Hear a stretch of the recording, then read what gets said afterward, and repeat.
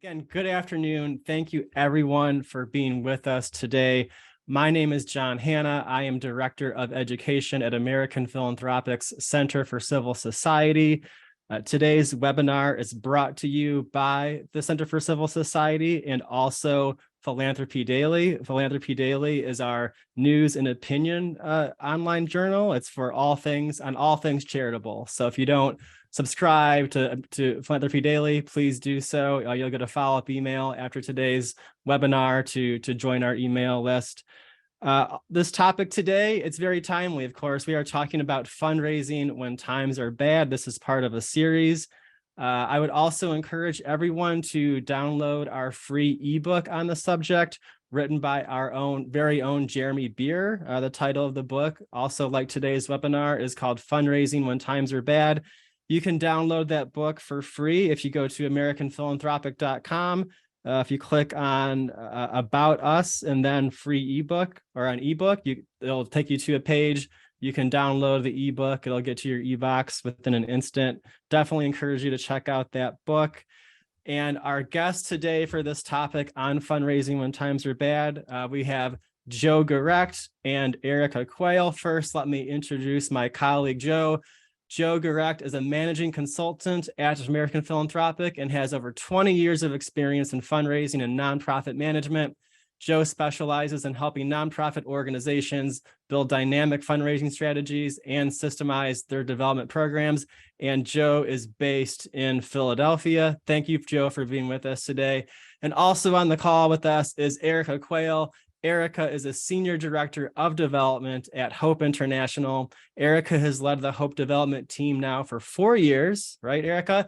And you are based in Durham, North Carolina. Again, thank you both for being with us, and thanks to all of you for joining us for this conversation. Let's just get into the conversation, if you guys don't mind, talking about fundraising when times are bad. The narrative that we hear right now is that, we are in a recession or we're about to enter a recession. I'd let the economists tackle that question at some other time, but the narrative is that things are not good, right? But I also look at this and I say, well, unemployment is quite low. People are working. Americans are spending a lot of money on consumer goods, on holiday gifts. I think we just had record spending on Black Friday and Cyber Monday. So people have some money, they're spending money. But the question that we have and why people are probably listening to us right now is, what does this mean for philanthropy, the end of this year and certainly for 2023? So I'll ask you, Joe, and then Erica, what advice would you give to a fundraiser if you could say, okay, what's one general rule that you would have for the coming year, or like one thing to think about when you're thinking about the economy and the narrative that we hear every day in the news? Joe, let's go to you first. What do you think? Sure. Yeah, so it's obviously hard to predict. I can tell you that from working and living through and being a development director through the 2008 slowdown, what we saw then was people did slow down on spending ultimately, and they slowed down on spending, including charitable giving. And where we saw that was primarily in the low dollar and mid-level range, as opposed to the major donor level. So it was more pronounced among people who needed to worry more about their budget, right? That being said, what we have to remember is that Americans are among the most generous people on earth, right? Americans give more to nonprofits than any other group of people, and they're going to continue to support nonprofits. So my biggest advice is don't cut down on activity, right? The fundamentals still matter. And that means as a nonprofit, you need to keep telling your story. You need to keep communicating. You need to keep cultivating and meeting and asking. When times are tough, for-profit businesses, the one thing they don't cut down on is sales activity, right? They may cut down on other things. They don't cut down on sales activity. Frankly, they usually increase it. So my biggest advice to fundraisers is, if the economy is bad, if the economy is good, no matter what the economy is doing, don't cut down on fundraising activity. Keep up your fundraising cadence, keep up your fundraising activity. Great advice. Erica, any thoughts? about end of this year and for next year? Yeah, you know, and I bring up this conversation, I feel like the answer is that it's always, next year is always going to be a tough year, right? I think we've experienced that the last couple of years. We've had this expectation that, okay, this coming year is going to be tough on fundraising. So we really need to prepare for that. And so it feels like, okay, surely this year it's going to be more tough than it has been in the past. Surely this year the economy feels like it's in a tough spot, but it's always uncertain how bad the economy is going to be next year. And it's always uncertain how fine it will be. And so I think we can only do so much, right, from where we sit now. But what I do know, and from our experience, is that our donors tend to surprise us with their commitment and their resilience, and that those who give from a place of being grounded in a commitment that's greater than themselves, they don't ebb and flow with the economy. So their giving might go up or down a bit, but their commitment to the organization doesn't just drop off. So I think, you know, the general rule that I think about with that is that, and this is the way that I coach our team of 40 people on the development team, stepping into leading our advancement team of 60, like the general rule that we talk about is just that the measure of success is faithfulness. And it's not, you know, raising a certain amount of money, but it's being faithful with the work that's in front of us. And so I think in 2023, like my thought would just be to be faithful in the way we engage our donors and continue to meaningfully engage them and meaningfully invite them into life-giving partnership with your organization, regardless of what the economy is doing. That's not being ignorant to the realities of the economy or naive to the impact it's having on them, which I'm sure we'll talk more about, but it's being faithful and continuing to engage them just as you would in inviting them into the work that your organization's doing. Great. That's wonderful advice. I should mention to our guests that are listening, if you have questions, you can drop those in the question and answer box or the chat, either one, and I'll get to those later on during the webinar. Again, great advice from both of you. So my next question is that, of course, 2022 isn't over yet, right? I don't want to get ahead of ourselves. And, you know, a lot of fundraisers are going to raise sometimes a third of their giving, maybe more, between Giving Tuesday and New Year's Day.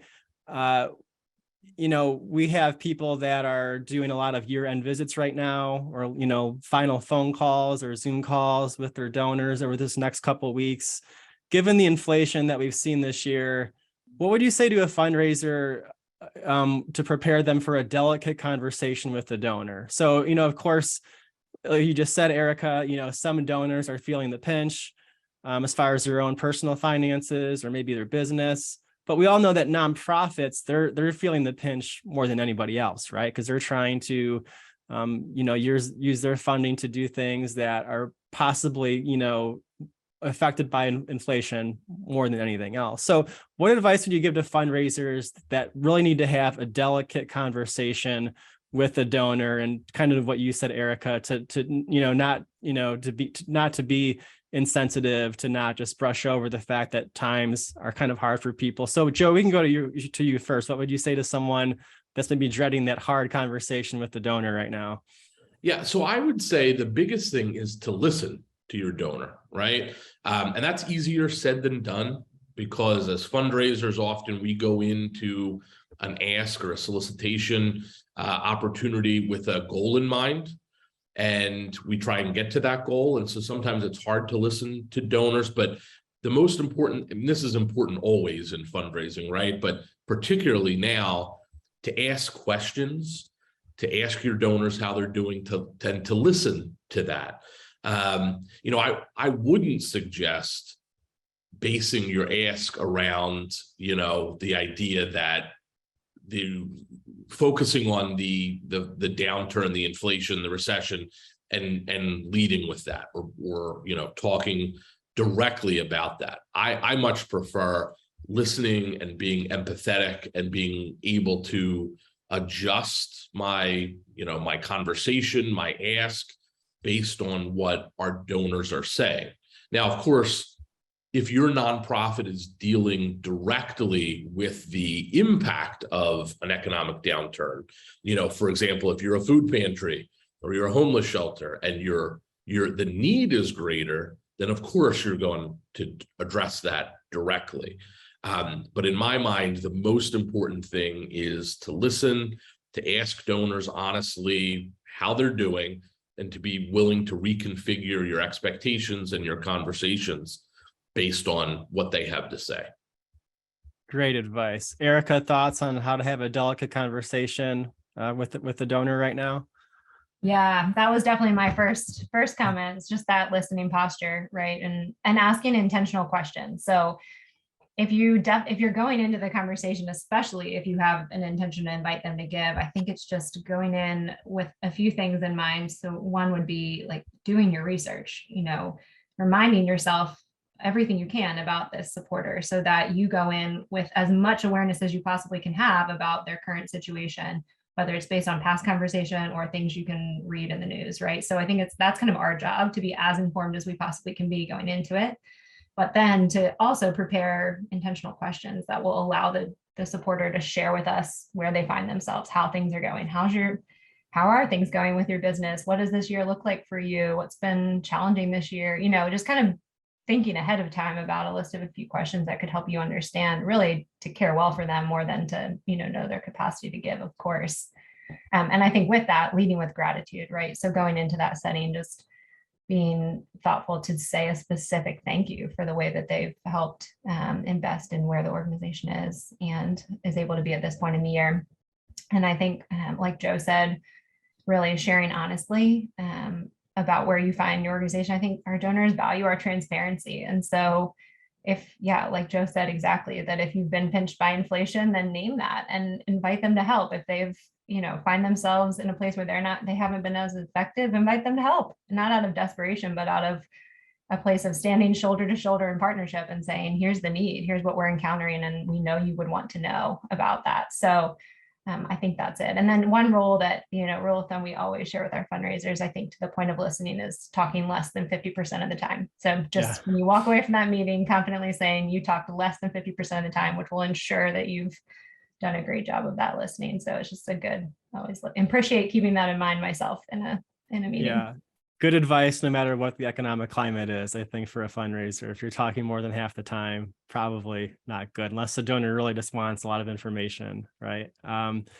Joe, you recently published a great article in Philanthropy Daily about how nonprofits might consider moving forward with in-person events in this economy. This is a question that we've been getting quite a bit here at American Philanthropic lately, in-person events right now.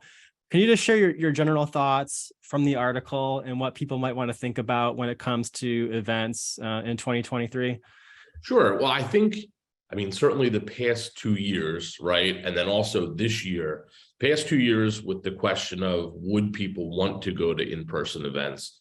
And then this year, as the economy changes, the question about highest and best use of resources of the organization, this has really been a great time to look at the ROI for fundraising events, the return on investment that your organization is getting for fundraising events. Now, I'm a fan of fundraising events, so I'm not one of those people who's saying stop holding all events. But it's a good time to ask the question for each of your events: is this an event we should be having? Is this an event that if we invested the same amount of time, the same amount of money into another fundraising strategy, would we raise more money? Would we develop better relationships with our donors? Because, events can be a good way to develop a base level relationship with donors, but nothing beats, putting more time into one-on-one cultivation. So that's my biggest suggestion. Now, in terms of actual events, if you say, yes, we've taken a look at it, we believe the ROI is there, we believe that we have the people who want to come to the in-person events, then it's really focusing on what are those parts of your events where you can really grow that return on the investment, right? So things like focusing on sponsorships and leadership gifts for the events, focusing on building deeper relationships with your event sponsors. So if you're running an event where you have annual event sponsors, but you're not cultivating them for other gifts throughout the year, this may be a good time to do that so you can leverage that relationship that you already have. And then also, same kind of thing, how do you leverage the relationship with event attendees into additional longer term gifts, right? So there's a lot of organizations that run galas. They get a lot of event plus ones that come through. They get a lot of event sponsor table attendees. And they think, okay, well, our relationship is with the sponsor. There's a lot of opportunity to add those people into your cultivation system. So there's always going to be a place for nonprofit fundraising events. The biggest thing to do particularly when the economy, when there's questions about the economy, is how can we take all the work that we're putting into this one event and leverage it into more relationships and ultimately more revenue. Very good advice. Erica, you of course lead a fundraising team at Hope International, and we're talking a lot about meeting these fundraising goals just like any other year and meeting the goals in this economic climate. But I also worry about early career fundraisers right now. I worry about them getting discouraged in times like this, especially again if they're new. What advice do you have for new fundraisers right now, but also advice for development managers like yourself who are trying their best to mentor their employees right now, when again, it might not be as easy to raise money as it might be in what we call normal times or times of economic growth? But what would you say? Yeah, such a thoughtful question, because it is hard to get started in this economy. And I think for sure for our team that started during COVID, we had a handful of new reps starting during people, complete shutdowns, and we're hiring relational people. And so the fact that they can't be meeting face to face and having those interactions that are the reason that they signed up for the job, we saw such resilience from our team in that. But then now we are in a new phase of things and a new reality, and yet the economy is still is in a bit of a different place. It was actually probably better in most cases for a lot of people during COVID. So I think there's a reality of one thing that we always hold true for our reps in their first year, which is that we're not really measuring them on the funds that they raise. So we're looking at their retention, focusing on their retention of existing supporters and really their ability to meet goals there. But when we look at growing the fundraising, we're really not looking at that until their second year on the job, because in that first year, we really just want them investing in relationships. So I think that kind of helps in any setting, regardless of the economy. That approach kind of helps calibrate expectation in that first year. But I think one thing I saw this in a recent example, actually, from one of our reps who just started in August, but the opportunity to be grateful and gracious, even in the no. So as newer reps are hearing, no, I'm not interested in meeting. No, I'm not interested in giving. No, I don't want to come to the event, or no, I don't want to, connect further with you. How can they be gracious and grateful even in the no? So simply even in the response to that email, the fact that the donor's responding at all is a good sign. Yeah. So how can they even be, just gracious in the way that they respond, filled with gratitude? And what in this example that I just saw, this rep responded really graciously to this no, and the donor actually wrote back and said, "Please forgive me. I've changed my mind, and I want to get together and would love to connect soon." And she was just like, wow, like it's true. Just being faithful in the little things and the way that we respond makes such a difference. And I know that was a huge boost for her. So that won't always happen, but it's an example of just that graciousness, even in saying no, that I think goes such a long way. And whether the donor responds or not, they'll think of your organization as an organization that regardless of their giving or regardless of their interest in engaging, they were treated with care and appreciation. And I think that that's what we all want to, be about in the way that we engage with people. So I think about that. And then I think about also just really encouraging newer reps to focus on what's within their control. So similarly, we can't control a donor's response. We can't control what they give. We can't control if they say yes to meeting with us, but we can control our activity. So the requesting of meetings, reaching out via phone, just calling them on the phone and leaving a voicemail to say thank you, sending handwritten notes, activities of expressing personalized gratitude and invitation, I think are what are within the control of a newer rep who maybe hasn't yet had the chance to engage directly, but can still show that really intentional communication and gratitude. So as a manager coaching those reps, I'd really encourage them to focus on those activities in particular to help build a strong base for themselves. That is really great advice. And I love the story about, the faithful, fundraiser, getting told no and just being pleasant and, still having a good attitude. Like a lot of fundraisers, I myself started working in the phone-a-thon or the phone bank as a college student. And anyone who's done that job knows that when you're typically calling non-donors or very lapsed donors, and when you're calling them out of the blue, you never know what mood they're going to be in, right? A lot of times you call someone like, they're having a bad day or, whatever it might be, and they're just not in the mood to talk. And sometimes they're not pleasant. But I love the story about how the donor writes you back or writes your fundraiser back and says, I changed my mind. And just having the intelligence in that moment to just, again, be grateful and be pleasant instead of just saying, okay, thanks, goodbye. I think that's a great lesson for people because, again, you never know what someone's going through when you talk to them. They might be a great donor prospect, but if you don't catch them at the right time, of course, you might not know. That's a wonderful story. My next question for both of you is, how valuable are in-person visits compared to, let's just say 10 years ago? So, right now travel is expensive, not just for people going on vacation, but for fundraisers trying to travel. So it's expensive, and, online meeting technology, Zoom or MS Teams, whatever it might be, it's just a lot better than I think a lot of us imagined a decade ago. So the question is, do you suggest that fundraisers incorporate more online visits, or do they give the donor the option? Joe, we can go to you first. What do you think? Sure. Yeah. So, I mean, obviously, COVID changed fundraising forever, right? Yeah. I mean, there are tons of donors who, if you had asked them, if you had made a 5 or 6 figure ask over video call 4 years ago, would have thought it was the rudest thing they had ever seen. Right. And now they're perfectly comfortable with it and sometimes prefer it, right? So we're never going back to the world before video conference fundraising, cultivation, and solicitation. In my experience, there's also always going to be a place, right, for in-person donor cultivation. In my experience, in-person meetings, sharing a meal with donors who prefer that, and John, as you said, you have to understand what your donor's preference is, and you can figure that out just by asking them what their preference is. But there's nothing that beats that.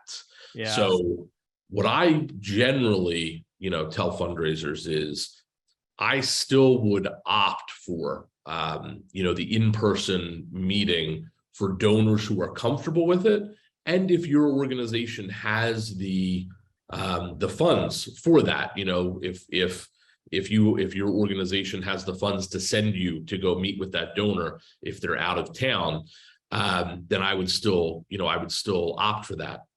The other thing really that I've told organizations, particularly small organizations, there was a time where lack of travel funding for gift officers was an excuse for why we weren't building, donor networks in certain areas. So there'd be small organizations, here in Philadelphia, and there would be donors who were, interested in Pittsburgh or in San Diego, and they wouldn't even be, on the radar. That excuse is off. It doesn't really apply anymore. I mean, obviously, there's always going to be a bandwidth calculation, and obviously, we don't want nonprofits. When we say what's your prospective donor base, it's not everybody everywhere because there's a bandwidth issue. But the idea that you have to be in front of a donor twice a year in order to be able to make significant asks is something that, one of the few good effects of COVID of the past 2 years is that that's now available to nonprofits. Great. Erica, your thoughts on this, on online or Zoom visits versus in person? Yeah. Full agreement. Nothing beats a face-to-face meeting, right? But as Yeah. you know, as Joe's talking, I'm thinking, and some of that isn't just because it's better for the donor, but it's because it's better for the rep, right? Like the Yeah. energy that we get from being in person with somebody. You think about the retention of our team and their enjoyment of their work and how life-giving it is for them. Like we all got so used to being behind a computer screen that it's taken so much momentum and so much intentionality to get back face to face with people. And I think we probably have to push our teams a little bit more than we might be used to kind of be back in that setting, even though that's really where they want to be. But it's just the momentum is working against that. And so I think even just, you know, whether it's for our own good or for the good of our donors, it's certainly better to be face to face, but it's also a gift that people are comfortable in the video setting and that they are willing to accommodate to that if needed. And I think one of the huge advantages of that is it means we can leverage senior leadership more in meetings. We can leverage program leadership more in meetings. Our president can connect with way more donors than he could otherwise, or even, you know, for us at Hope, our leaders around the world can join meetings that they otherwise, you know, it would not make any sense for them to travel to be a part of. So I think us, you know, being thoughtful and really trying for that face-to-face meeting if we can, but also being intentional in the way that we take advantage of that opportunity that we have. And we have seen, I think for our team, we've seen that foundations are probably some of the most likely to be opting for that video setting versus having you come in person. Right. Maybe in particular because there's a group of them often, but that foundations are usually the ones that are saying like, telling you this isn't an option, we're doing video here versus giving you the option to kind of choose one or the other. Right. They know it's cost effective and it's easier for them to just meet over in that forum. And I liked your point about it makes it easier to include your organization leadership and your CEOs. And so there's no more excuses for people not having a half hour or an hour to engage a donor that maybe the development staff needs help with. Right. Great. So we all know that economic downturns don't last forever. Right. And so let's say that you have a donor that, you know, they have very high affinity for your nonprofit. Let's just say that this hypothetical donor that they give every year for, you know, the last 5-10 years, but maybe they signal to a fundraiser that they just can't make a gift this year. Either the economy hit them hard for one reason, whatever it might be. What steps could a fundraiser take to let the donor know that they understand first, second, that they appreciate all the donors' past support and what they've done? And so overall, what can the fundraiser do to keep that relationship in a good spot so that they can re-engage the donor in a year or two and sort of maybe pick up where they left off? Joe, do you have any thoughts about that? If a fundraiser is being told just not this year, what do you say? Sure. Well, I mean, obviously fundraising is all about relationships, right? And this is no different. So your primary goal as a fundraiser in a situation like this is to maintain the relationship, right? And that requires, you know, empathy, obviously, and it also requires effort. It requires the donor to see that just because they're not giving this year, and it was probably very hard for them to say that, right? You have to realize that it's hard for a donor who supports an organization year after year to have to say, I can't do it this year, right? Yeah. So we as fundraisers have to make it clear to those donors that just because they're not giving this year doesn't mean they're not still part of the team. They're not still part of our family as an organization. So, you know, in terms of actual conversation, you know, I like to acknowledge it, right? You acknowledge the situation, you express empathy, and then you thank and recognize the donor for their past gifts. That's where you hear things like, we wouldn't be where we are today, you know, without the support you've given us all these years.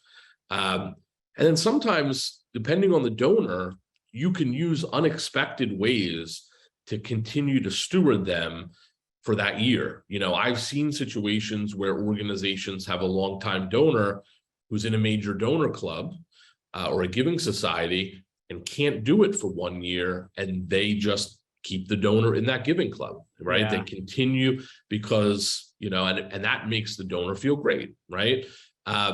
things like that you can do to maintain that relationship, because obviously, the soft goal is to maintain the relationship. The other goal, obviously, is you want that donor to continue giving once they're able. And so it's really a matter of stewarding them through that rough spot and letting them know they are still an important and valuable part of the organization's community. That's really, really great advice. I like the idea about keeping the donor in the donor club. Possibly for some people, that might be a good idea. For some people, maybe not. But I'm thinking, well, what's really the harm in letting someone be in a donor club, for a year? Erica, any thoughts about this? What you would say to a fundraiser who's being told just not this year? What do you do? Yeah. I mean, I think almost nothing changes from my perspective. Yeah. Right? Like, you don't treat them any differently. There's nothing that you would do differently except maybe change your verbiage a bit to some of what Joe was saying. You saying, thank you for the way your giving continues to help us have an impact, or thank you for the way your giving has set us up to be where we are now. Right. So it's, instead of thank you for your gift this year of, this amount, you're just kind of referencing the way it's set up the organization for where you are. So I think some of that, again, if you're in a relationship and the why, it's just kind of a natural moving forward with them. And we do a donor survey every year. And one of the questions we ask is that my rep cares about me, regardless of my ability to give or the amount that I give. And I think that's really a measure of a successful relationship, is that that donor feels cared for and appreciated, regardless of their ability to give or not. And I think, again, our faithfulness to stick with them through that hardship is just so significant. Caring about them well beyond their ability to transact with us by giving is a critical part of just building trust in the relationship. And I think our ability to do that when they're not giving is probably what builds more trust than anything else. So yeah. I love the idea, if you do have that giving level, that type of club, so to speak, to keep them in it. We don't have that, but for us, that would look like, continuing to engage them as a major donor, as you would a major donor. And one other thing I think about is, especially for people that are giving really significant amounts and then voice that, like, I think often major donors who are giving at very high levels will feel like, if I can't give at that level, then then I'm done, right? If I can't make my $1 million gift, then I can't give. And so even just finding the appropriate way to say, it doesn't have to be $1 million. Like, we value you as a partner with us for the long term, regardless of the amount you can give. So if this year it's 10,000 or 1,000 or 100, we're grateful for your partnership and we value you just being a part of this work with us. Finding the right way to say that based on the relationship, I think, is part of the message that I find myself often coming to in those types of situations. Like, I want them to know it doesn't have to be all or nothing for us to feel like they're in this with us. That is such a good point. I have a few more questions for our guests. Hopefully some of the people in the audience can add some questions to the question and answer box while we answer these last few questions. So my next question is, we're talking about fundraising when times are bad, the recession. Are there components of fundraising or elements of it that are recession proof? And things that I'm thinking that might qualify would maybe be donor clubs, or maybe if you have a really good recurring gift operation in place and people are making those automated gifts via credit card or a donor advised fund, or am I naive? Is anything recession proof or not? Joe, do you have any thoughts about this? Yeah, I mean, nothing's 100% recession proof, but I think you're on the right track. I mean, the things that tend to be less impacted, certainly major gifts, though not 100%, but there's an element of recession proofing in there. Donor clubs, because it's systemized and because it's a systemized stewardship process and a systemized giving process. I'd certainly, monthly gift programs, recurring gift programs. That's why one of the reasons nonprofits love them so much, right, is because you have to take an active step to stop giving them. And, there's certainly an element to in those that helps in an economic downturn. Great. Erica, any thoughts about any facets or elements of fundraising that might be recession proof or even somewhat recession proof? I think what you both have already gotten at is things that force a deliberate no. So if they have to intentionally say no to giving, then it's much harder to do versus just a passive, I won't send my gift in this year. Yeah. So I think anything that systematizes that monthly giving or a donor club or something where there's kind of a expected rhythm of giving certainly helps. I would think helps that a lot. But I think I just come back to, I mean, when I'm thinking, of course, about, not our annual base here, but more of in our relational giving, that relationship really trumps everything. And it's so much harder to stop giving when you have a personal tie. So really just that personal engagement. I think about relationships with donors where they've decreased their giving or stopped, and I can really look at, I've been way less communicative with them, or I haven't spent as much time with them. And, I can kind of see the trend of my own intentional engagement with them and the way it's been responded to in their giving. And so I think, kind of through recession, like our ability to keep that relational tie with people will keep us front of mind and make it a lot harder to make the choice to not give to our organizations, since they care about a person that they are connected to at that place. And That's John, really, I would just add, just because we're in a recession or could be in a recession or inflation or any other economic issue, don't assume that's the reason why people are not giving or why they've stopped their monthly gift, right? We've all heard that, the number one reason why people stop giving monthly gifts is because their credit card changes, or stop giving because they forget. Don't assume now that it must be the economy. Still do the lapsed donor re-engagement that you would always do, and let them tell you it's because of the economy. Don't assume. I totally agree. Never assume really anything when it comes to fundraising, I think is good advice. I have one more question, then we'll go to some audience questions. But the last question that I had was, Giving Tuesday is behind us. I'm sure some fundraisers are saying, oh, thank God, right? But Giving Tuesday is behind us, and we're moving on to December and Christmas and the holidays. In the spirit of end of year and Christmas, could you each share one memorable story, end of year, that's either a stewardship or a gift from a nonprofit that you worked for or that you enjoy? In your case, it might be that you were consulting with. Just a really good feel-good story. Joe, what do you got?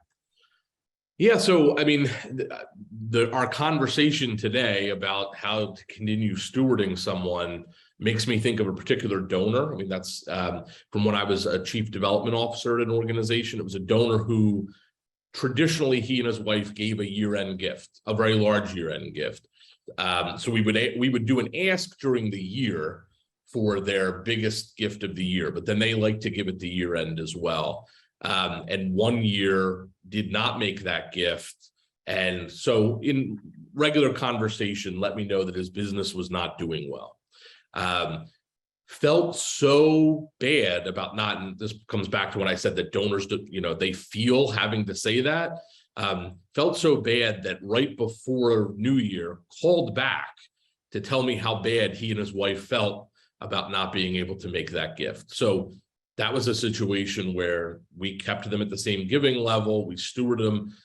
That spring, I did my annual essentially ask meeting with them, but we didn't do it as an ask. So I think they were a little surprised that we still were coming out to visit them. And we did come out to, I did go out to visit them, and had a great meeting. It was great. Fast forward, they didn't give the next year end either, but fast forward to the following year, the business climate had turned and he ended up selling his business and made a 7-figure endowment gift to the organization. So that was between 18 and 24 months after that initial call, where he said, we can't make a gift. But just because we maintain the relationship, we continue to treat them with the same level of respect that we always had. When things did change, ultimately it ended up in a transformational gift for that organization. So that's amazing. Sounds like a true legacy gift for the donor too, and it's something I'm sure that they're really proud about to this Yep. day. That's amazing. Erica, do you have a story, and a good, memorable giving or stewardship story? Well, one of my favorite recent things is just thinking about, we just did a match week, and our total giving for the match week ended in 13 cents, as we included a 13-cent commitment from one of our staff's children. And I think like this is the time of year where there's such an opportunity for us to engage whole families in our work. And at Hope, we have a gift catalog, as many organizations do. And I think there's so many beautiful examples of how families are engaging children in their giving, and the gift catalogs are just a great catalyst for that. Also think about the way that one memorable story for me is a way that a family engaged the second generation in giving. And actually just before I had my first child, who's now almost 5, this family made a gift at year end that caught my attention. They were brand new, and they made a gift of a few $1,000s. And I reached out to thank them and call them as I was quickly wrapping up for the year, being ready to be on maternity leave. And that was, the family had given their 3 boys the opportunity to research organizations and make a recommendation to the family as to where to give. And so this was a family that I'd never interacted with, who simply researched Hope, found our website, was pleased with what they found there, and made the choice to give a first-time gift. And that family, now both the parents and one of the sons and his wife are on our executive campaign council, and Wow. have now committed, I can't even do the math, 100,000 times what their first gift was in their giving. And so it's really remarkable to see that, and to just think about, whether it's 13 cents from a staff person's child, or children gathering around a gift catalog and engaging that way, or parents being intentional to engage the next generation and stewarding their generosity. I think this is a time of year where we get to see a lot of those really beautiful stories of engagement and generosity. That's a great story. Thank you for sharing that with us. We appreciate it. So we're going to go on to some questions from the audience. I have a couple. Feel free, if you're watching us, to go to that question in the answer box and type in some questions. Our first question is this. I'll leave this anonymous, but the person is saying, I'm a startup on the very front end of engaging potential donors. Is a year-end ask an appropriate first ask, or should that request be reserved for existing relationships? If it is appropriate, any suggestions on framing the ask and the language that should be used? Let's go to you first, Joe. What do you think? First ask, end of year. What do you think? Yeah, so I think it depends on what your communication with the donor has been in the past, with the prospective donors, the list. It's hard to pass up the year end, right? Giving season, right? Because as Jonathan, as you said earlier, so much of an organization, many organizations, revenue comes in at that time, and people are in a giving mood, right? I mean, sure, part of it's transactional. You get the tax, deduction, but also people are in a giving mood in the year end, so it's hard to pass that up. I also always would say you don't want your first communication with your list to be an ask necessarily. Yeah. So if they've been cultivated, if you've communicated with them, and when I say cultivated, it doesn't have to be one-on-one. If you're a startup with a list, but you've warmed to that list, you've been talking with them, I don't see any reason, any problem with making the year end the first ask, and do it well. My rule also always is, if you're going to make an ask, make it an ask, right? So there's a temptation, both for new organizations, as well as with new prospective donors, to, even if you cultivate them, to make the ask a very soft ask. Let's just see what happens.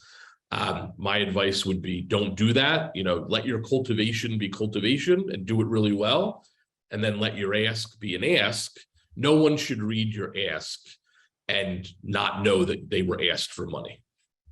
That's really great advice. Erica, thoughts about that? Yeah, I mean, my thought is just make it personal. So if you're feeling uneasy about including that group of people in kind of a mass end of your ask, then segment them out and reach out to them very individually, like Joe was just alluding to, with kind of a very clear invitation that's relevant to your conversations thus far, as he said. So I think as much as we can at this point in the year, we've got to have our marketing communication that goes out inviting people to give in a mass way, but then as much as we can personalize that invitation and taking the time to do that, I think will go a long way. Acknowledging, like, I know we've just had a chance to get to know each other. Here's a few needs. I want you to feel aware of them, giving the gift of awareness, I think, in those cases, especially as a startup, as a smaller organization that I imagine probably has very tangible needs for what giving can do for your organization, right? And so helping give your donors the gift of awareness of what those very tangible needs are. As a global organization, ours are not as tangible. Once you get larger, it's a lot harder to say, we really actually truly need giving for this very specific thing. That becomes much harder. So I think when you're smaller, you almost have the gift of being able to make it a much more specific and tangible ask for your donor. And I think people, especially at this time of year, really, appreciate those opportunities. So that gift of awareness of what those needs are, I think, can go a long way in a personalized setting. Wonderful. We'll do one or two more questions from the audience. This is a question that might be for you, Erica, but you were talking earlier about asking intentional questions to your donors, especially if maybe they signal that they're not going to give in the next year or so. And could you maybe just elaborate and give some questions? I think the question to you is, what do you ask the donor to learn more about, maybe why they're not giving, things of that nature? It might be, like you said earlier, maybe they own a business, maybe it's something else, but can you just give some questions that you like to ask in those instances, whether it be, I guess, a down economy or not? Yeah, I think often I found in my years of fundraising that the most helpful way for me to ask that is in light of how I can best support them and their engagement with our organization. So I think about a major donor who didn't make a gift. And in my mind as a fundraiser, I'm thinking, oh, they don't want to give to Hope anymore. They're a lapsed donor. I don't know why, but my role is to understand why. And so meeting with them in person and having the courage to bring that up and say, hey, I know you didn't make a gift last year. I would love to understand how I can best support your engagement with Hope this year. Are there opportunities for that? And the response was, I didn't give, like, just didn't know that they didn't make that gift. And so sometimes I think that's such a good reminder to me of, like, sometimes it's that simple. Sometimes they just didn't realize, and it's not personal and it's not a reflection on their desire to engage. And so some of that is just knowing the personality of your donor. Are they very calculated in their giving approach, or that they're, they give at the same time every year? Or are they the kind of person that you just really have to track down and stay on top of? And that person probably values the December 31 reminder, whereas that would feel pushy with other people. So sometimes I, remind myself of that. And then when I am asking that question, like I said, I think often thinking about how can I best support your engagement with Hope? And at that point, hopefully I've already asked questions around how are things going for you and your family? How has your business been doing? What are you most excited about with it? What's been challenging? But then saying, what would it look like for me to help support your engagement with Hope this year? Would a proposal for giving be helpful? If you're open to considering giving this year, is there a helpful time for me to follow up? Kind of giving yourself that, like, direct awareness of what's the helpful way for me to circle back with you to follow up on this question I'm asking, instead of just like, well, I hope I'll hear back from you. And if I don't, I'll just write it off. So I think asking the question, but then creating an avenue to follow up with them on it, so that you give yourself permission to circle back. That is great advice. And I like what you said about, could I share a proposal with you? I think too often people forget to ask that. They go ahead and they spend a lot of time and they exhaust themselves making an elaborate proposal, and the donor maybe didn't signal that they want to see it, right? So it's a great question to just ask, I think, when the time is right. This will be our last question for the webinar, and it's about stewardship. And so the question is, should we rethink stewardship right now during this economic climate, especially related to if a nonprofit sends gifts of thanks to donors? Is that not a good look right now when times are quote unquote bad. Joe, do you have thoughts about that? If a nonprofit's sending people either year-end gifts or maybe not year-end, is it not appropriate right now, given what maybe some people are dealing with? Yeah, I think it depends on if how extravagant those gifts are. I wouldn't suggest that you need to cut off everything that you're sending to your donors. Yeah. That of course assumes that the messaging you're using with your donors is not coming from kind of that poverty mindset, and it probably shouldn't, right? But if you're I always recommend not doing emergency fundraising appeals, unless you really have to. But if you're doing emergency fundraising appeals and then sending out gifts, probably not a good look. The most important thing, I think, is just as we've been talking about here today, to keep up the activity, to keep up the stewardship activity, to keep talking to donors, to keep them, keep updating them, keep talking with them. That's, if anything, you should be doing more of that now, rather than less. If for financial reasons your organization isn't going to be sending out gifts that maybe perhaps it did in the past, my general rule of thumb with fundraising is it's only weird if you make it weird. Like, you could make that a really weird situation by saying we can't afford it, and turning it into, or you can, either not acknowledge it or acknowledge it by saying we've decided this year to do something else with that money instead, something positive, something mission focused, and really focus on that. Great advice. Well, thank you again, Joe and Erica, for joining me today. This has been really insightful. I'm sure all of our guests have a lot of takeaways and things to think about as they finish 2022 and they venture into 2023. Let me just plug 2 events or things before we end today's webinar. So the first thing I'd like to promote is on December 8th, the Center for Civil Society, we are having a webinar on effective altruism. It will be hosted by me. I have some amazing guests. I have William Shambra, Joshua Hochschild, and Tim Reichert. We'll be talking about effective altruism. Is it truly effective? Is it truly altruistic? Of course, effective altruism in the news these days because of Sam Bankman-Fried, who was in a lot of ways seen as one of the leaders of the effective altruism movement. And of course, his crypto empire has come crashing down. And so it's had some news for effective altruism. Let me also mention our brand new in-person seminar. So American Philanthropic and the Center for Civil Society, we are offering our first ever Major Gifts seminar. The Major Gifts seminar will be in sunny Phoenix, Arizona, January 17th. I can't wait to go because I live in the Midwest. So if you would like to join us for our Major Gift seminar, or you have a colleague or a friend who would like to have a tune-up on Major Gifts, or maybe they're new to Major Gifts fundraising, the link is in the webinar chat. Again, that's January 17th in Phoenix. We'd love to see you there. But again, thank you again to Joe and to Erica for being with me today. And we'll see you guys next time. Thank you so much. Thanks, everybody. Thanks so much. Good to be with Bye. you.